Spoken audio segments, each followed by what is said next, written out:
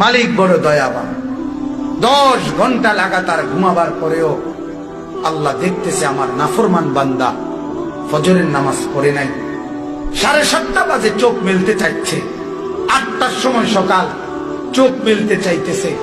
আল্লাহ তো দেখতেই আছে আমার নাফরমান আমার ফজরের সেজদা করে নাই, তবুও মালিক কি পরিমাণ দয়াবান, এত বড় নাফরমানির পরেও আল্লাহ চোখটা মেলে দেয়।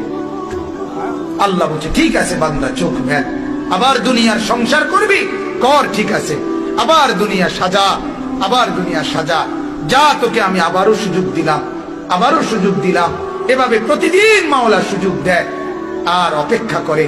হাদিসের মধ্যে আছে প্রত্যেকটা নাফরমান যখন আল্লাহর নাফরমানি করে, বিশ্বাস করেন বাপ, এই জমিন খোদার কসম আল্লাহর কাছে অনুমতি চায়, আল্লাহ এই বেঈমানকে নিয়া আমি শুধুমাত্র একটা উল্টানি দেই, আপনার কাছে অনুমতি চাচ্ছি। আল্লাহ ওয়াইজারুম বিসনাত এই পাশ ও পাশ করে, আমিও আমার জমিনের তলদেশটা একটু নিচের দিকে উঠাই আর উপরটা নিচের দিকে নেই। মাটি তো আমার নিচের মাটি উপরে তুলি, উপরের মাটি নিচে তুলি, আমি শুধু একটা গড় দেবো আল্লাহ, পরে নিয়া আপনি আমার একটু ইজাজত দেন।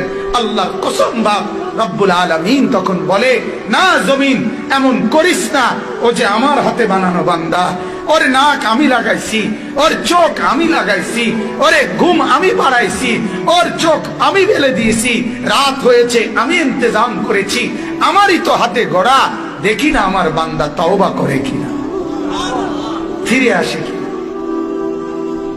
ফিরে আসে। আনিবু ইলা রাব্বিকুম, আল্লাহ বলে তোমরা তোমাদের রবের কাছে ফিরে আসো বান্দা, আমি অপেক্ষায় আছি বান্দা, যেদিনে সুযোগ পাও আইসো, আসলে আমি মাফ করে দেব।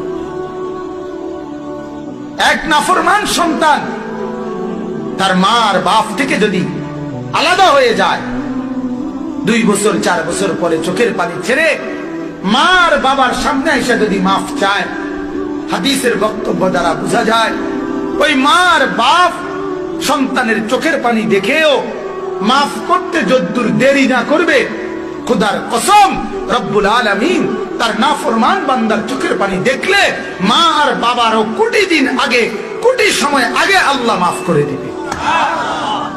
এমন যিনি তিনি আল্লাহ, এমন যিনি তিনি রহমান, এমন যিনি তিনি রহিম।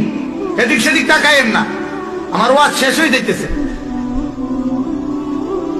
অতএব আমার ভাইরা, এটা আপনারা বোঝা উচিত, আমরা এটা বোঝা উচিত। আমাদের জিন্দেগি এভাবেই রাত, এভাবেই দিন পার হয়ে যায়।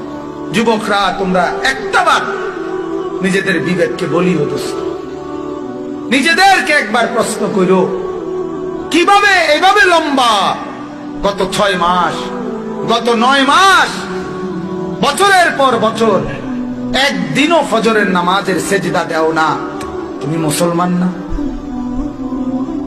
তুমি কি আল্লাহকে চেনো না? তোমার মা মুসলমান না? তোমার বাবা মুসলমান না? তোমারে আল্লাহ বানায় নাই? তোমার নাক চোখ আল্লাহ লাগায় নাই? তুমি কার ইচ্ছায় ঘুমাও বাপ? বলে তুমি কার ইচ্ছায় জেগে ওঠো? তোমার মুখের হাসি আল্লাহর দাম, তোমার চোখের পানি আল্লাহর দাম, তোমার রাতের ঘুম আল্লাহর দাম, তোমার সকালের জেগে ওঠা আল্লাহর দাম। এই হাত যখন ঘুমাইছ তখন তার নাড়তে পারো নাই, এমনি পড়েছিল। আবার চোখ মেলার সাথে সাথে পুরা বডির স্প্রিং আবার সচল করে দিছে আল্লাহ। আল্লাহ যদি মাওলা সচল না করতেন দুনিয়ার কেউ পারত না। যদি আল্লাহ রাত ভোর না বানায় পৃথিবীর কেউ ভোর বানাতে পারবে। আল্লাহ কোরআনে বলছে, যদি দিনকে আমি আল্লাহ অন্ধকার না বানাই কেউ আর রাত আনতে পারবে না। যদি অন্ধকারকে আমি আল্লাহ আলোকিত না বানাই তাই কেউ আর আলো আনতে পারবে না। মান ইলাহুন গায়রুল্লাহ ইয়াতিকুম বিদিয়াইন। কেমনে বললে বুঝবেন আপনারা? আসলে আমরা বুঝি না, বুঝি না বাপ, মাঝে মাঝে বুঝি না, মাঝে মাঝে মনে হয় শুধু নিজেই কাঁদি, নিজেই কাঁদি, এছাড়া আর কি করার আছে? চোখের পানি ছাড়ার কি করার আছে? আপনারা এইখানেও যারা বসছেন, এই যত মাসন মাশাআল্লাহ কি সুন্দর করে বসছেন। কেমন সুন্দর হবে যদি জান্নাতে এরকম একত্রে বসা যায়। কল্পনা করেন, ভাবেন না একবার, যদি জান্নাতে একবার বসা যায় এমন কেমন মজা হবে। কিন্তু সেজদা বিহীন জান্নাতে কেমনে যাবেন?